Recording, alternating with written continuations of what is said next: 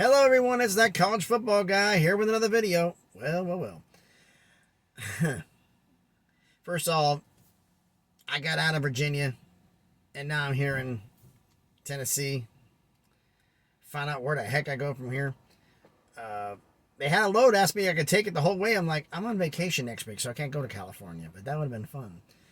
But, needless to say, by the way, I was people in the comments, I was in Rural Retreat, Virginia last night. Well, I'm in Lebanon, Tennessee right now, which is one of the cities the tornado went through, Nashville went through.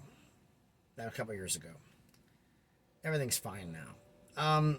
But the video I did yesterday about college football realignment, a lot of people I've seen a lot of videos coming out from a lot of other YouTubers and other people saying stories, this school. There's going to be 24 schools and all this stuff. And I've had a couple of with major conference realignment of 328 schools and uneven revenue. And I'm like, does anybody have a rational thought anymore?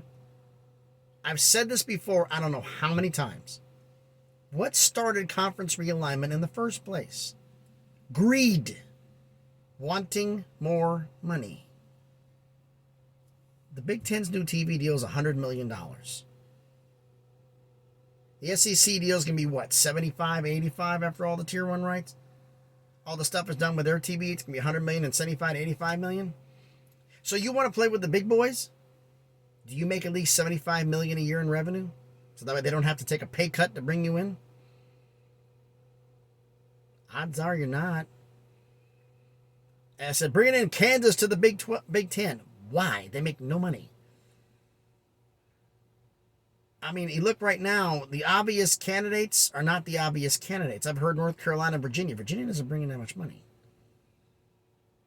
The candidates going in, the top ones, Notre Dame. I mean, every conference would love to have Notre Dame. I've said this before. And looking at the money, it's been now realized the fact Clemson, Florida State, Miami, Oregon. And then you get and this is all on a maybe list. All these schools are a maybe list based upon geography. Clemson, Florida State, Miami, Oregon, Washington, North Carolina, Oklahoma State, and West Virginia.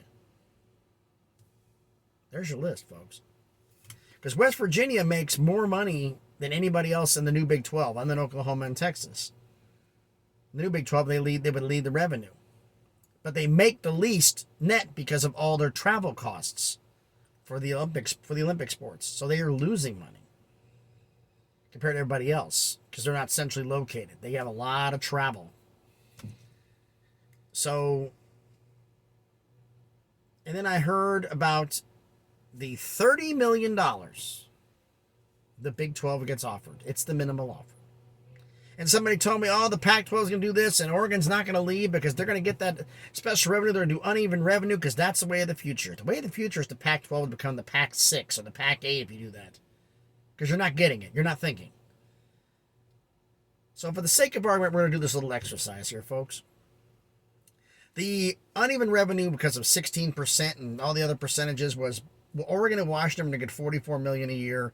Cal and Stanford were going to get $33 and Washington State, Oregon State, Arizona State, Utah, and Colorado, I think we're going to get like 14.6, 14.8, somewhere in there. Less than 15 million, I believe. If I'm wrong, please check me in the comments. But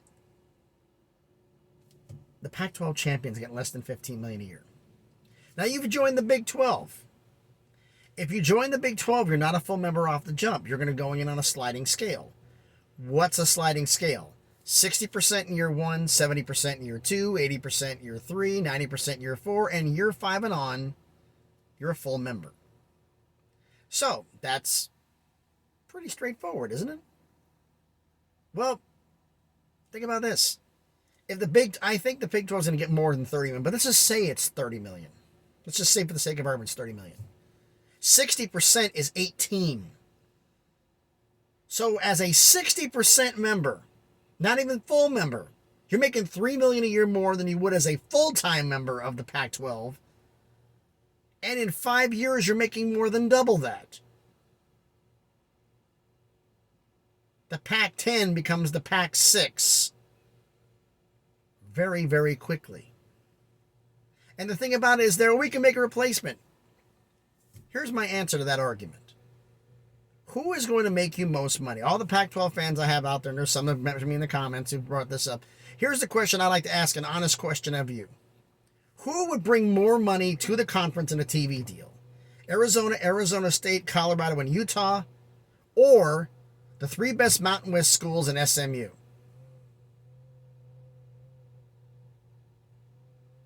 Arizona, Arizona State, Colorado, and Utah. So if those four leave to go to the Big 12, all four of them do, you're not going to get, for Oregon fans, you're not going to get $44 million. You're going to get 30-something. Cal, Stanford are going to get 20-something. And the Mountain West schools and SMU, along the Oregon State, Washington State, are going to get, what, 9, 10 million maybe? If that much? That's group of five money. Because, like it or not, the Pac-12 will be a group of five conference. No, correct myself. A group of six conference. It'd be a power four.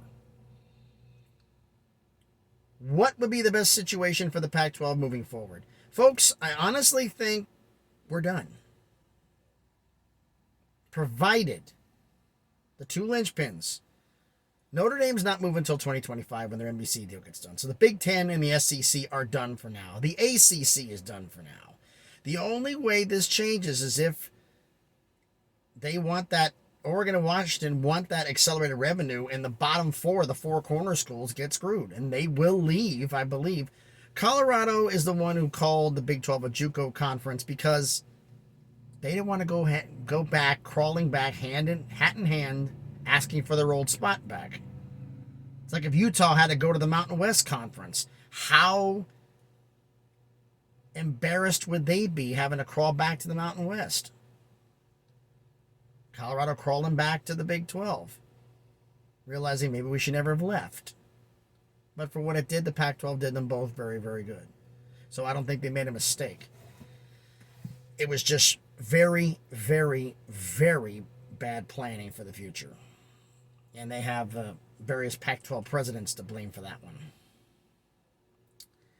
But I honestly think for now, this year, I think we're done. I think realignment is done. I mean, I can be wrong because the only thing I can think of are the four corner schools, or some of them wanting to leave because of the TV money that the Big 12 is going to have.